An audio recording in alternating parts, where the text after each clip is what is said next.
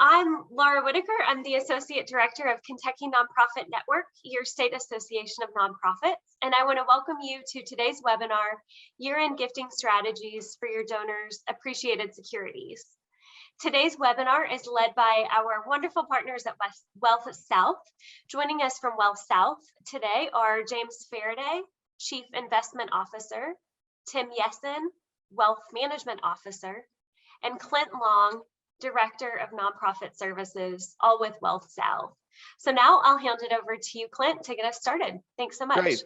Thanks for having us this afternoon, and thanks for everybody for jumping on. As we get started here, a couple of things that I'd like to say. One thing we've said a couple of times here at the outset is we're talking about securing these donations at year end. This conversation doesn't have to occur at year end. These are conversations that you can initiate with your donor base throughout the year and kind of lay that groundwork to work with them on their tax situation at year end. But generally speaking, when we see more sophisticated donors making these types of gifts, we see them working connected to maybe an overall tax strategy for that donor. So that's why we reference year end, because that's normally when they're going to actually execute this type of gift. Another thing that I'd like to just point out to everybody as we get going here, the topic today can be a bit basic at sometimes, and it can seem overly technical at others. We're going to try to keep it on the more basic side today. But if you do have specific questions or they do seem technical, please feel free to stop us and ask, or feel free to contact us maybe after we've wrapped up today, and we're happy to try to dig into your particular situation and see if we could maybe assist in some way. So Laura, if you want to go ahead and move us on to the next slide, I'll just speak quickly through the topics that we're going to cover today. One is donor interaction and how we interact with donors on these types of gifts, and specifically how we interact with donors in a world that has changed completely. COVID impacts, but not necessarily how it's impacted giving, but more so how it's impacted what is available to give. And James is going to spend some time talking about maybe some market dynamics that we didn't necessarily foresee when the world shut down about 18 months ago. Tim and I will talk through the two main gift structures that we're talking about today, kind of the nuts and bolts of how that works. And then I'll wrap us up with just some things to be mindful of once you've secured the gift, and some things that you want to make sure your organization is either capable of or can do on an ongoing basis. And so with that, we'll jump in. And Laura, if you want to go ahead and move to the next slide.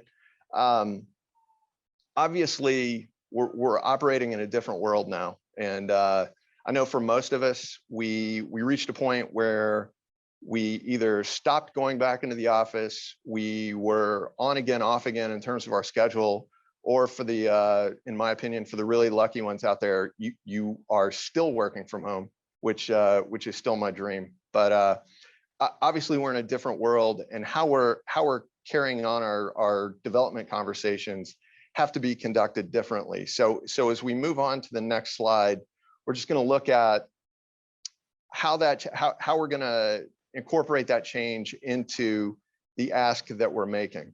And I'd say for the majority of organizations out there, you have at least a rudimentary knowledge of your donor base.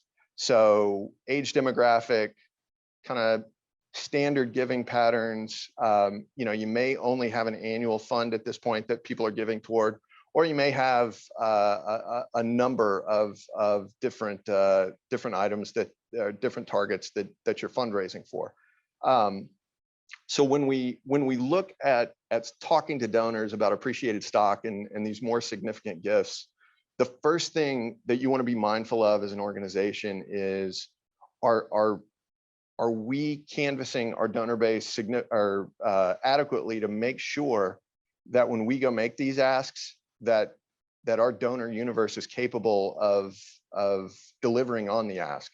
Because the last thing we want to do, obviously, is sit down with a donor, talk to them about a more significant gift that they just don't have the wherewithal to make. If you're looking at the demographics of this kind of donor, typically it's going to be someone near or in retirement, because obviously they're going to have needed time to kind of build and develop a portfolio, because that's what we're ultimately going to be drawing off of. And the next step in our new world, as I was kind of referencing a minute ago, is, you know, are they comfortable meeting in person? If you meet in person, do I need to mask up? Do we need a certain amount of distance? Are they people who are going to be offended if you wear a mask? Do they only want to meet online? So it seems like a silly thing, but just these little items can really derail our interactions with our donors. Just putting them off a little bit can send the meeting in a direction we really don't want. One of the unique challenges that this has brought about is, as we're targeting those in and nearing retirement, I think to this point we've been shown that is one of the more at-risk populations that we're dealing with through this pandemic.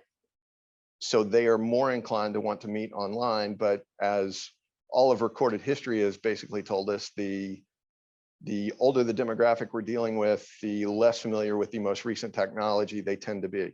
I know that's not true across the board, and I don't want to step on any toes here, but it kind of balancing the two sides of that, hosting the online meeting with people who may not be completely up to speed with the technology is certainly a challenge. So just something that you want your development staff to be aware of is not assuming that our supporters are as up to speed with how we want to set up these meetings as we may be, being in the throes of this virtual environment every day. So we move on to what is the ask.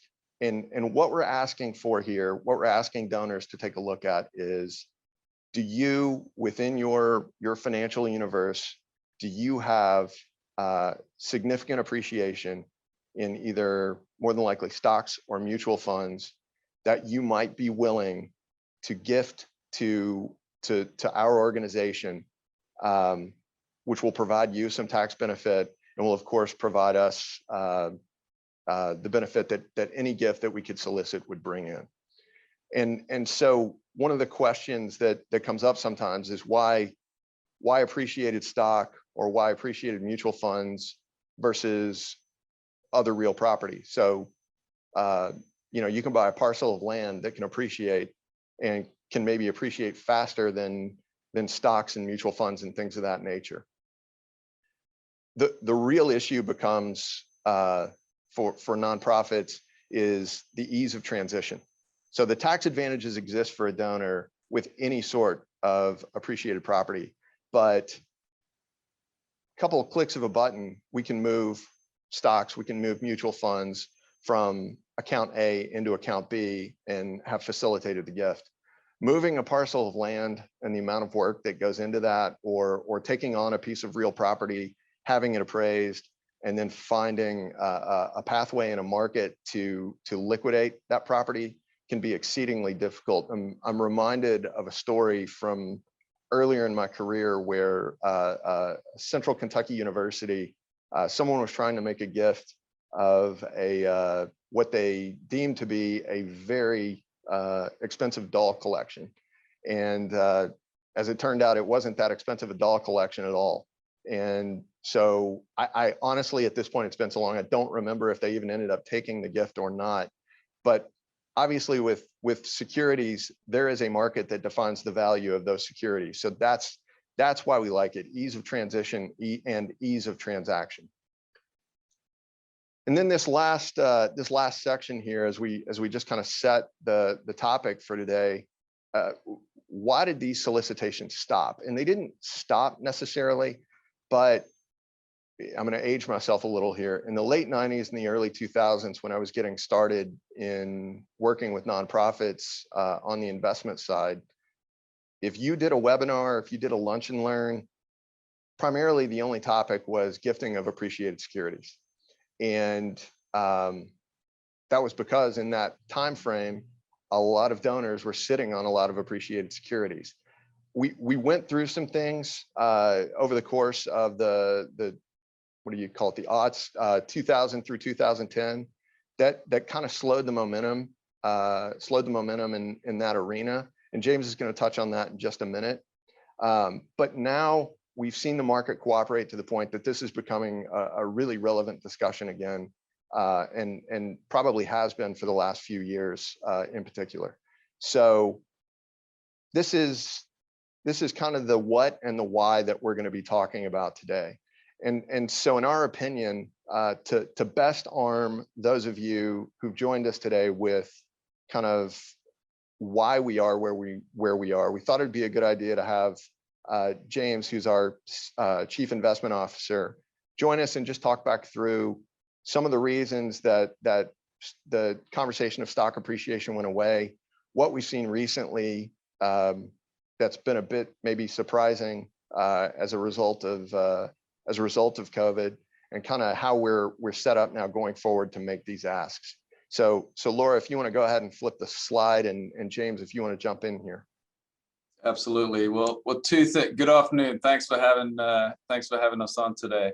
So two things: with four kids and 4 daughters, I have plenty of doll collections. So if anybody needs a appreciated doll collection, I'm sure I've got one for you. Number 2, Clint, what are you talking about? You want to go home? I was trying to get out of my house, get back to the office with all we were the kids just talking and the about dog that.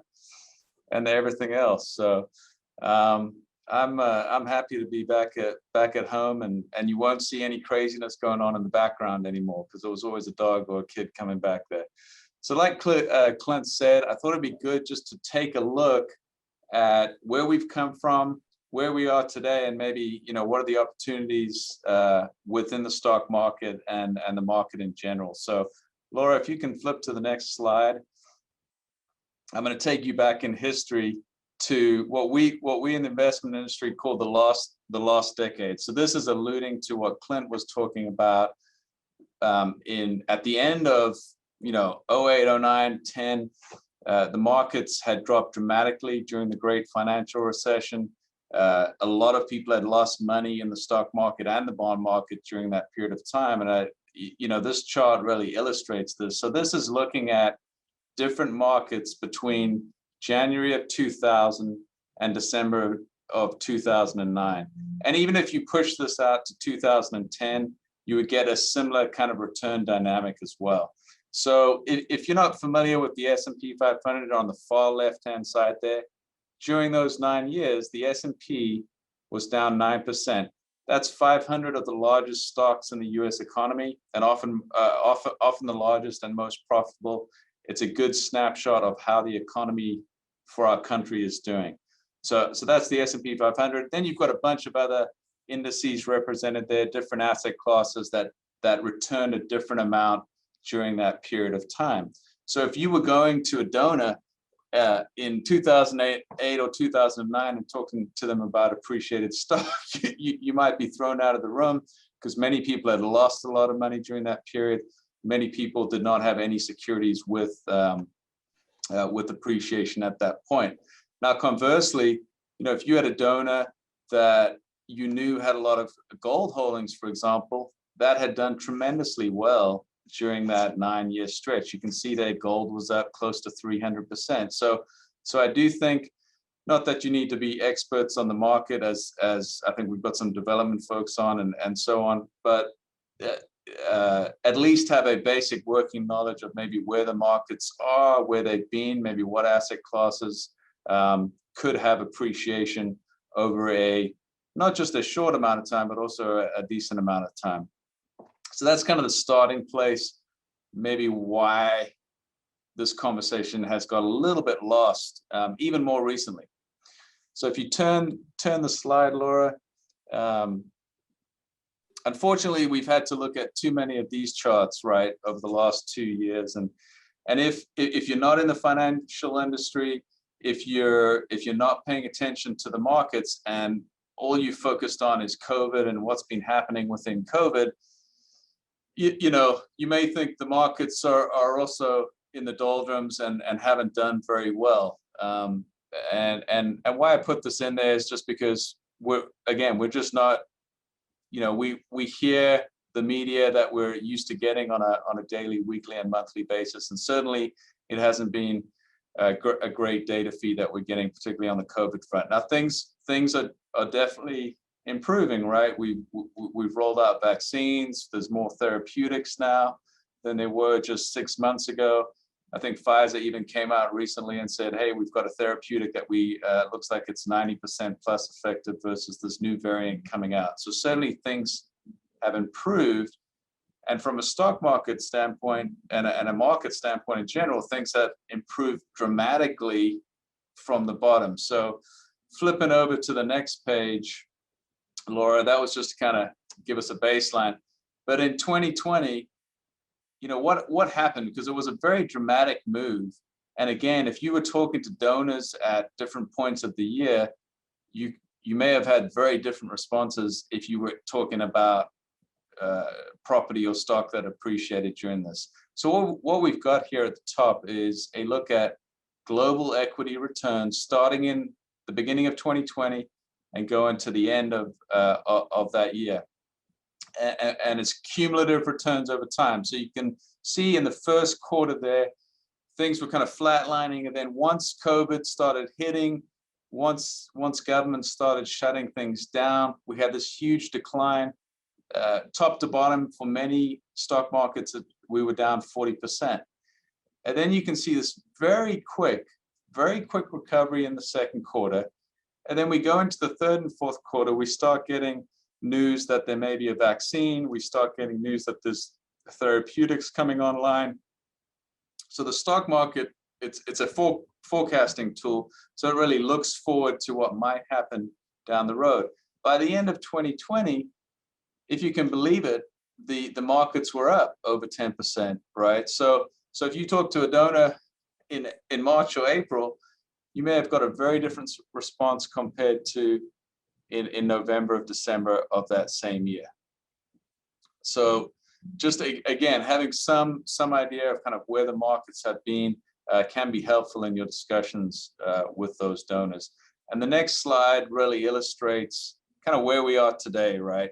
And I know many of us have seen these, if in a 401k setting or an investment setting, if you have your own investments in your organization as well. But this is looking at different markets out there.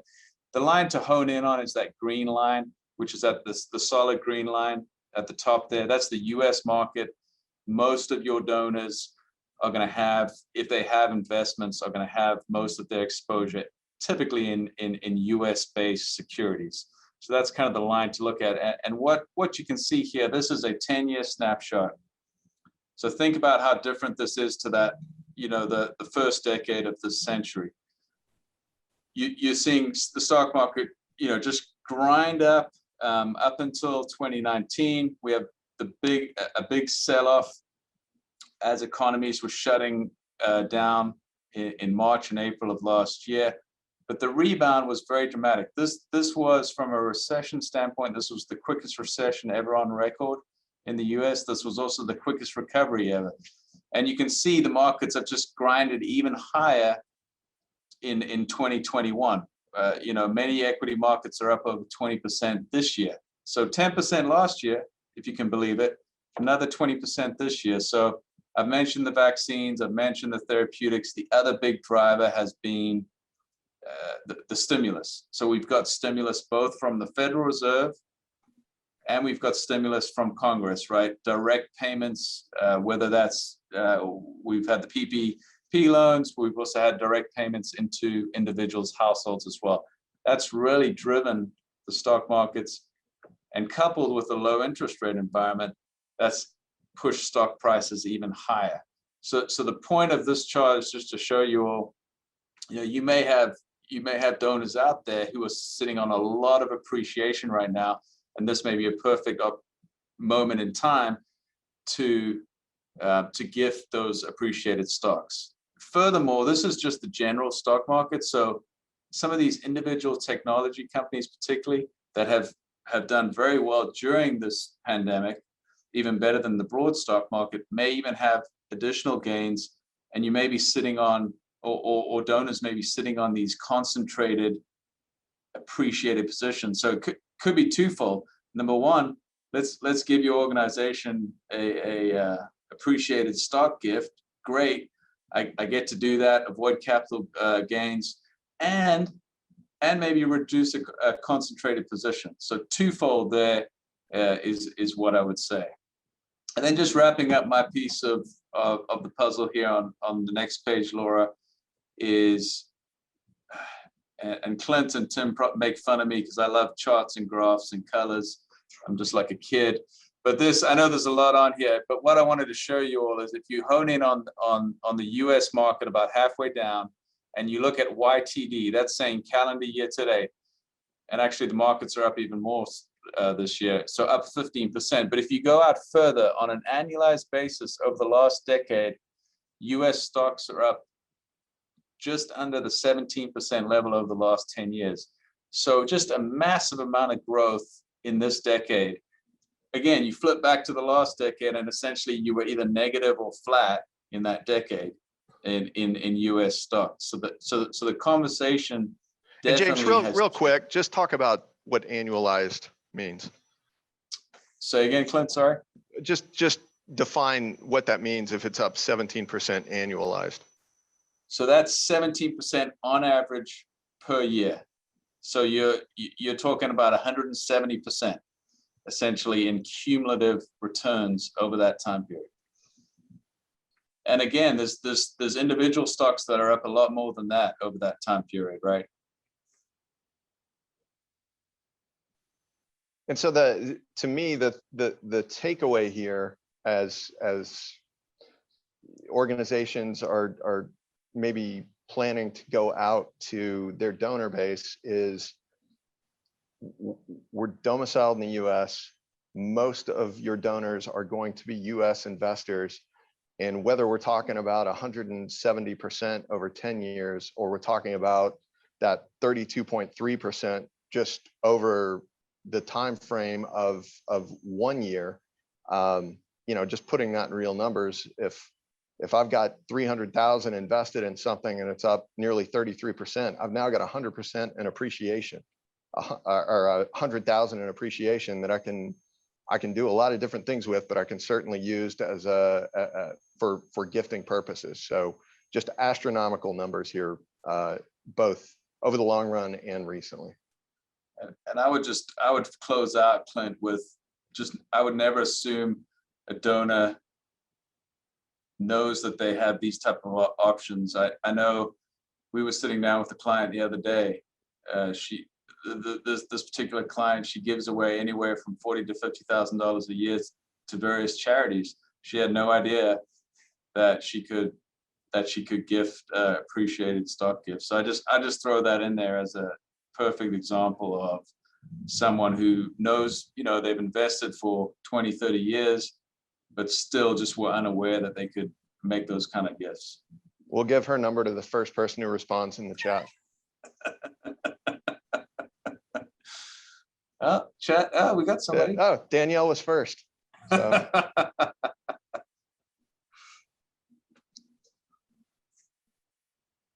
Is that it, James? Yep, that's it from my side, from the investment side. I'll let you guys take it from here. Very good.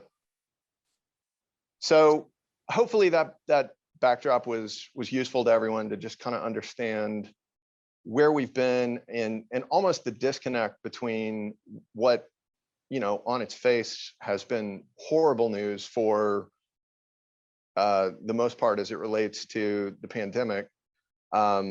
And not trying to be flippant about it, but the market has almost ignored that news and really provided an opportunity for nonprofits to carry on these conversations with their supporters. So as we transition here, now we're going to get into the nuts and bolts a little bit of how appreciated stock gifts work, things to be aware of, and then also how appreciated stock gifts compare to qualified charitable distributions, because they're very different things. And so we'll start by talking about appreciated stock gifts. And on the next slide, we've just put together a really remedial walkthrough of what we're talking about. Over a period of time a donor accumulates a position in one stock, one position, or a collection of equity holdings or a mutual fund. The value of that over a time frame, whether it's that 1 year we were looking at where the market's up 33%, or the 10 years we were looking at where the S&P has been up 170%, over time, the value of that holding has appreciated. Now, maybe they've added to it as well, but they have unrealized gains that have been generated in that holding. The donor, through a conversation with nonprofit, initiates a transfer of those holdings prior to selling. And that's really the key to what we're talking about for those who are less initiated in this topic. These gifts, in order for the donor to realize the tax advantage, they have to be transferred in kind, not sold and the proceeds transferred. And then at the end of that undertaking, obviously the nonprofit receives the gift, and the transfer creates a tax deduction for the donor. And so on the next slide, we get into a little bit more of the advantage of this structure. The big advantage is the donor avoids capital gains. And that is a huge advantage that really is only afforded the nonprofit community. And you see the bullet at the bottom: nonprofits can exploit a somewhat captive tax loophole. Now, there are other ways to kind of get around that, but they're pretty obscure. Nonprofits almost hold the monopoly on going to people and allowing them to cover a commitment while at the same time being able to avoid capital gains. And the example I would give you is, if I make a commitment to support your organization at $50,000 and I gift you a stock that the value is $50,000, but my basis is $25,000, I make that gift. I am not taxed on capital gains on the $25,000 of appreciation. And at the same time, I get a tax deduction for making the gift. If I want to buy a $50,000 car, I can't go gift stock and avoid the capital gains to do it. I have to liquidate the stock and then go use liquid assets to be able to pay for the car. Nonprofits are virtually the only ones able to support this structure. So it's a really unique position that nonprofits find themselves in, being able to offer this to donors. So obviously, the nonprofit's better off taking in assets and hopefully building a better rapport with their donors by, one, approaching them with a useful and helpful tax strategy, and kind of that joined mission of nonprofit carrying out the mission with the donor supporting the mission. And then ultimately, if we're able to bring illiquid assets or less liquid assets, I should say, into the fold while also having our more liquid annual fund giving, that should mean more donor funds ultimately available to all nonprofits. So it is truly almost a captive audience when you're going out and having these conversations. So on the next slide, I want to talk a little bit about a different path that this solicitation can go. And so when we're talking about gifts of appreciated stock, generally speaking, we're talking about larger gifts. I mean, you're not getting a $100 gift of appreciated stock. These are probably at a minimum in the thousands, tens of thousands, hundreds of thousands of dollars type gifts. And so these can be direct gifts where the donor is making that transition, allowing the organization to take on the asset. Maybe they want it in the endowment, maybe they're placing a restriction on it, or maybe it's completely unencumbered. So if you're going to solicit these types of gifts, if we're working down the middle of this chart, we've defined the type of gift. It's going to be direct if we follow the line.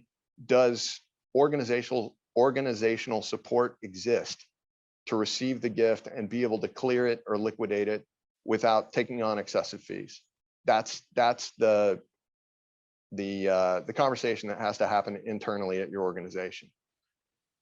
What can often happen, though, in this scenario is more sophisticated donors, I would say, who are making this size gift, they may request that this size gift fund a planned gift. And generally speaking, we're talking about charitable trusts, talking about charitable gift annuities.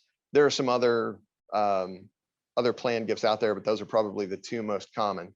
So now the math for the organization goes beyond, can we just receive the stock, and can we process the liquidation? But now can we also do the things we need to do to solicit the planned gift, creating the scenarios, and creating the projections for the donor as to what that life income stream might be. And then beyond that, do we have the support to conduct the ongoing maintenance, making the ongoing payments, doing the ongoing tax reporting? So on its face, this seems like something everyone should want to do and should pursue, and I would encourage organizations to do it.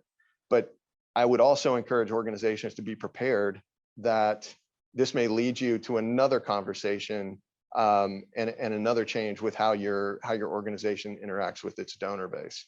So these are internal governance conversations almost that you want to have and maybe capture in a gift acceptance policy. Are we willing to take gifts of appreciated stock? Do we want to set some sort of floor for those gifts so that we're not getting $100 gifts, we're getting $5,000 gifts? And are we willing to take on the responsibilities of taking on appreciated stock if it's going to fund a planned gift? So just conversations that you're going to want to have internally, and we'll touch on this to a greater degree as we wrap up today. The other thing that I'd like to, well, really quickly before we move on, and Laura, if you want to flip to the next slide, and this is a bit of a tangent, but I put this in here because I knew this slide would be captured and placed on the website. So if you're really unfamiliar with planned giving as a potential outcropping of appreciated stock, these are the things you want to be thinking about organizationally. And just work in that circle from the top left around.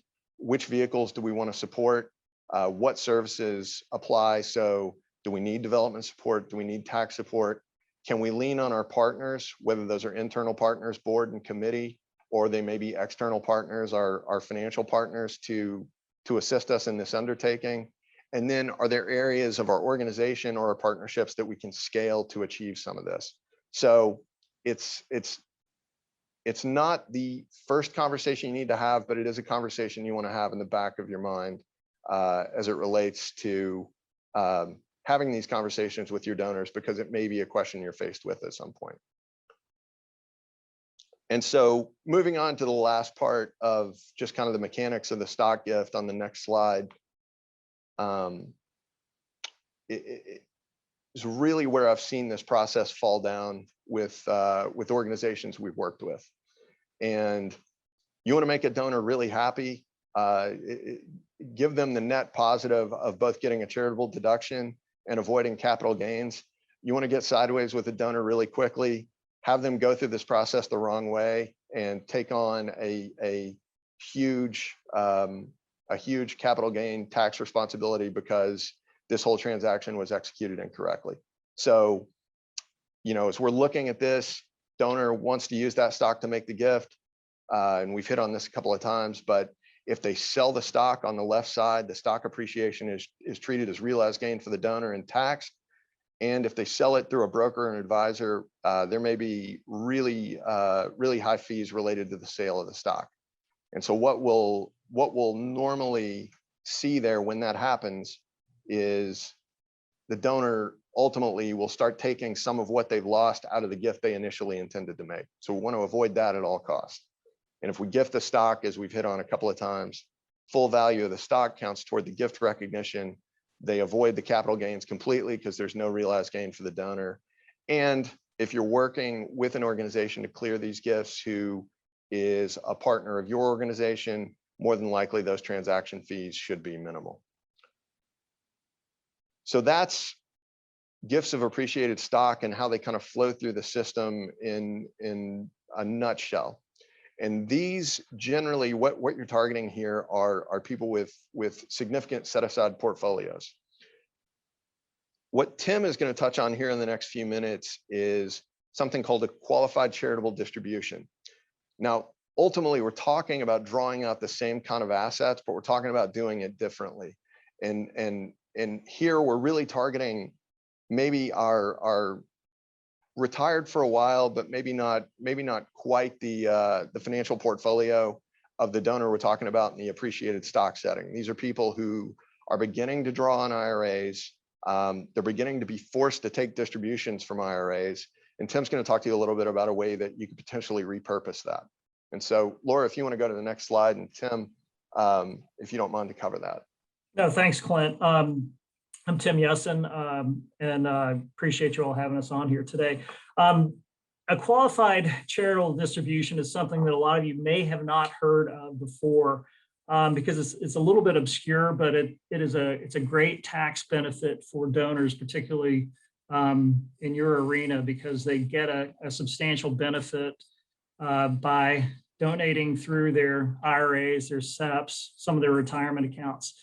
So let's go through to the next slide and we'll jump right into it. A qualified charitable distribution is when a donor who has an IRA, let's just use an IRA for example, the donor must be at least 70 and a half. And when he or she reaches 70 and a half, they are, well, 72 is the age, they have to take distributions from their IRA, but they can take them at age 70 and a half and before that. A way that they can donate money to you and realize a full tax benefit is through this qualified charitable distribution process. So I've got some jargony stuff on here, but in lieu of taking a direct RMD, so an RMD is a required minimum distribution that a donor may have to take, again, at age 72.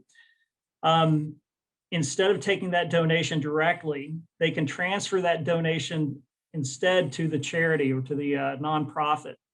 And what they do in doing so is they never bring that in as income. With a normal required minimum distribution or any distribution from an IRA, the person who takes that distribution must pay full income tax, regular income tax rates on that distribution from the IRA. By making this QCD, they can avoid that. It goes directly to the charity. They get the full benefit of the tax deduction, and they never bring that distribution into their income tax at all. So how does it work? Once a person reaches age 70 and a half, and they are in the charitable mind and they are taking distributions, they notify the charity or the nonprofit that they're interested in doing a transfer, this qualified charitable distribution, directly to them. The trustee or the custodian of that account, so in our case, let's say that WellSouth was the custodian of that IRA, we would make that distribution either directly to the nonprofit or issue it to the donor in the name of the nonprofit. And what's allowed under IRS rules right now is each person, so a husband and wife can do 100,000 each. It can be to multiple charities. It doesn't have to be to one, it can be to multiple. And the only thing that really has to happen is it has to happen in the same year of the distribution. So for example, if you're looking at 2021, it would have to happen, that distribution would have to happen by the end of December of 2021 for it to take effect. What you can't do is make a donation to a private foundation or a donor advised fund. Those are not allowed under the current rules and probably won't change in the future.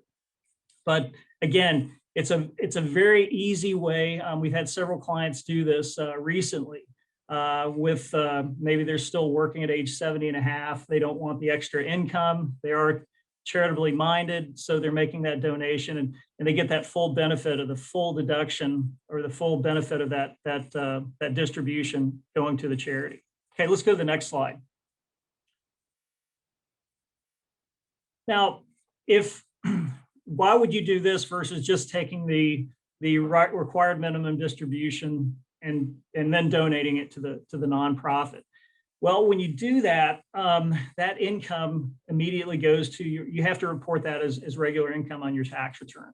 When you do that, there are certain phase outs that happen for personal deductions. When the tax laws changed a couple of years ago, they increased the standard deduction so high that it a lot of people don't itemize anymore. If you are going to make one of these, it's in your best interest generally to itemize, because you will get the full benefit of that. And so again, taking that distribution yourself and then donating it later on to the nonprofit can phase out some of those deductions. There are phase outs of personal deductions and the amounts that you can deduct from your itemized deductions. So doing it directly through the QCD is much more efficient. You get the full benefit of it without phasing out your personal deductions or your itemized deductions. Now, the caveat is that in today's market, we've got some portfolios with some really, really high appreciation, like James was talking about before, and Clint touched on as well. It's really critical that you analyze, if you're looking at it from a purely tax standpoint, which one's going to be the best alternative for a client, or for a donor. Oftentimes, a very highly appreciated stock will win out marginally over the QCD if you're looking at those two as alternatives. And I think where your opportunity as the nonprofit comes in is to do an analysis of that for the client and show them if you've got that ability. And if you don't, I think we can point you towards some resources that will allow you. Obviously, an accountant would be an ideal person to do that, but to do an analysis to determine what the best tax benefit would be for the donor, choosing between the two alternatives of highly appreciated stock and the QCD. And Tim, I think too, maybe one of the nice things in the development effort may just be to put the idea in front of the donor. Most of the people that you're going to be dealing with at this level, let's say, are going to have their own CPA, their own advisor, and it may just be a conversation around, if you've got the ability to do this qualified charitable distribution, maybe go back and talk to your advisors, Mr. Donor, and see if it's the right fit for you. Absolutely.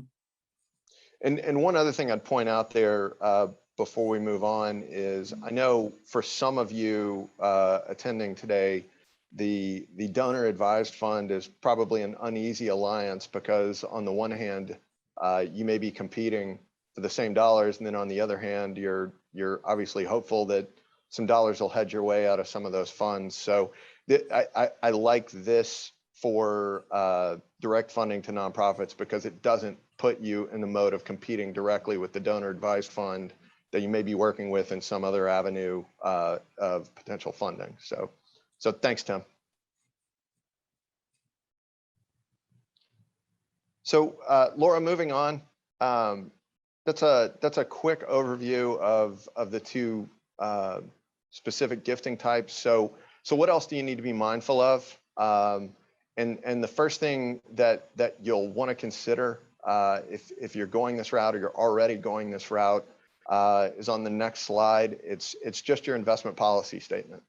And some of you may have full investment, Laura, if you want to go ahead and flip over to the next slide. Some of you may have full investment policies drafted that define endowments or general investment accounts that exist already. And some of you may have never heard of an investment policy statement. The reason that you're going to want to have something in place is because if you are accepting gifts of stock, at least for the time that you hold that stock, you are holding investments. And as the first bullet there outlines, the investment policy is it documents the investment guidelines for the organization. So if you're an organization with an existing endowment, you may add to the guidelines, and you may already have it in there, that when we receive gifts of stock, we hold them for a period of time, we liquidate them on receipt, or we do an assessment if they fit in our already existing investment strategy, and if they don't, we liquidate on receipt.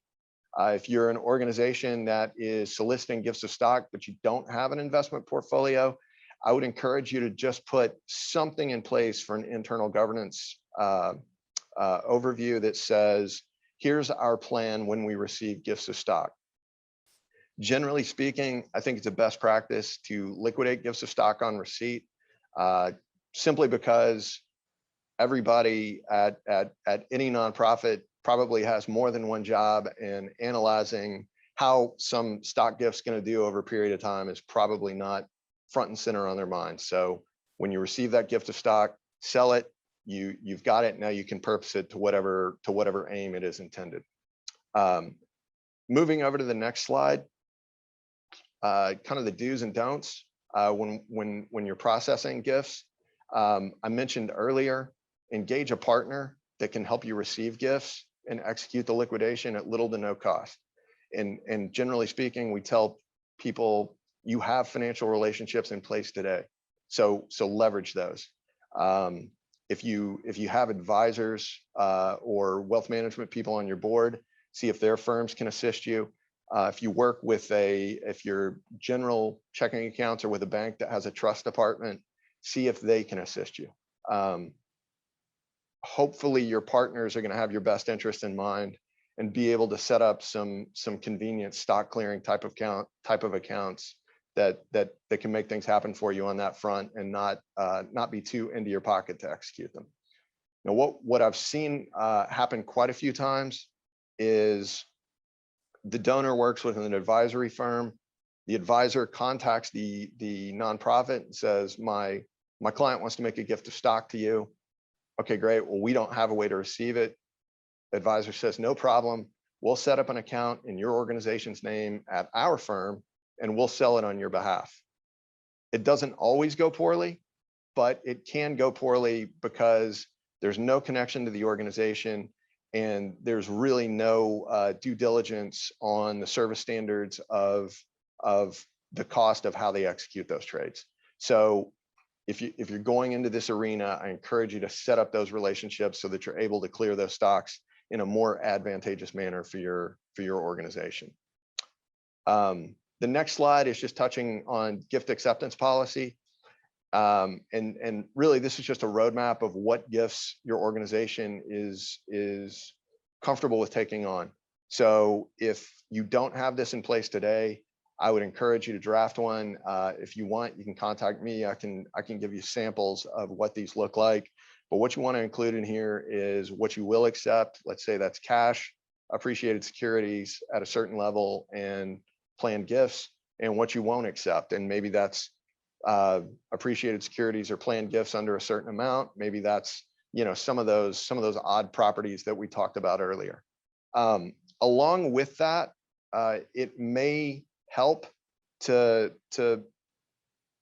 do a little wish listing. I've worked with more than one organization that's been approached by a donor out of the blue who they'd never identified. The best case scenario of this, the donor said, and this is a low budget organization, the donor said, I am considering a gift between $250,000 and $2 million. What would you do with it? And fortunately, they didn't try to answer that on the fly. They said, we have no idea, let us get back to you. But as you're going through this gift acceptance policy exercise, maybe draft out a what you're going to do with gifts exercise as well, just so if you're posed that question in your development efforts, you've got an answer there at the ready. And then lastly, just a couple other things to be mindful of as we wrap up here. And Laura, if you want to go ahead and go to the next slide. When we draft investment policies and gift acceptance policies, we need to adhere to them. These are roadmaps for how the organization wants to operate. They protect against maybe poor decision-making that occurs during board or staff turnover. So once you've drafted investment policy or a gift acceptance policy, hold to it. So if the gift is not allowed per a policy, you can't take it on. If the donor is over restricting the gift, obviously you want to consider whether or not you want to take that on. And there can even be gifts of stock that are tough to sell. They're in maybe they're closely held. Maybe there's not much of a market for the stock. So just be aware of those items as you're going out. Some pitfalls that may exist that you may run into. So as we wrap up, I know that's a lot of information. For some of you, you may feel a little overwhelmed.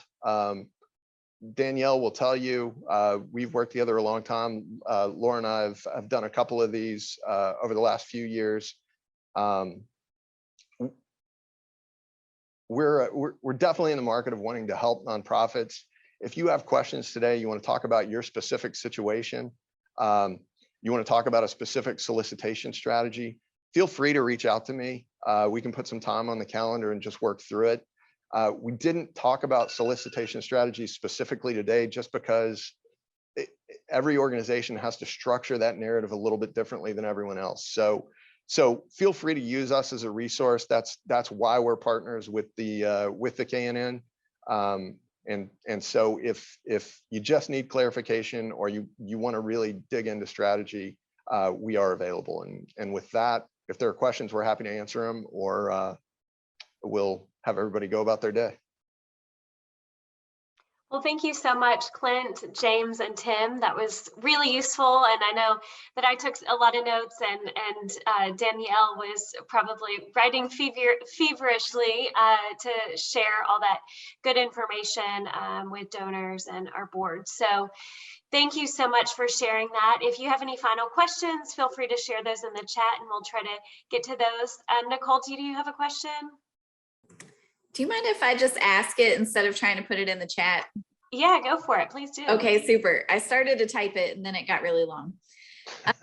So if we are talking to donors about gifts of appreciated stock before the end of the calendar year, and we generally direct those to be transferred to our bank, but I'm assuming that our bank is going to be closed on New Year's Eve, on the 31st, which is a Friday. So if a donor wants to get credit for 2021 gifts, do they have to initiate that transfer on the 30th? Your bank should have a relationship with the Depository Trust Company, DTC, to be able to receive those. And one, I don't know that your bank will be closed on New Year's Eve. The federal holiday is New Year's Day, so I would think they would be open. And typically that's a pretty busy day for stock gifts, because most of these types of donors have been sketching out their year end so that they can hit it pretty close to the nose of what they're trying to achieve. So my guess, first and foremost, is that your bank will be able to accept a gift on December 31. If not, they likely clear that through a firm that is open on December 31. So I would clarify that with your bank, but I would say once the gift is received out of the donor's account and received at the receiving account through DTC, then you're good. Okay, and that's the transaction date that'll provide them the tax benefit. Correct. Okay. As long as the receipt is showing on the receiving end on 12/31, they're good. Okay, great. Thank you. And just to clarify a further point, the RMDs will be on that same schedule. So if people are trying to get those RMDs out before year end, they've got to do it before the 31st as well. Thanks, Nicole. Yeah, thanks, Nicole, and thanks for addressing that question. So thank you again, everyone, for being here. I just wanted to wrap up with a few quick announcements before we wrap up today. One exciting announcement: we are announcing a new webinar that we've scheduled for this Friday. So the word will be going out about it here in the next few minutes, so you all are among the first to know. I'm going to share a link in the chat. This is on navigating overwhelm. So we know that many of our nonprofit workers are experiencing a lot of overwhelm, and it just seems to keep piling up, especially with the tragedies over the weekend. So we invite you to join us for this free webinar on Friday morning, and we will be recording, and we have a separate link for the recording only if you're unable to attend live, just because space is limited. So do click that link to learn more and reach out with any questions. And then a reminder, we have bi-monthly, every other month, fundraising strategy calls. And these are free calls open to nonprofit leaders to connect with some of our fundraising consultants. Our next call is coming up on January 20th in the new year. So I'll share a link here in the chat to that as well. And then, of course, KNN has plenty of other events coming up now and in January. So please do check those out, and hopefully we'll see you again soon. So thanks again to Clint, James, and Tim from Well South for sharing some really important and helpful information with us. And to those of you on the webinar, thanks for joining us. We will follow up today or tomorrow with the webinar recording and slides. So reach out if you have any questions, and thanks again to all of you.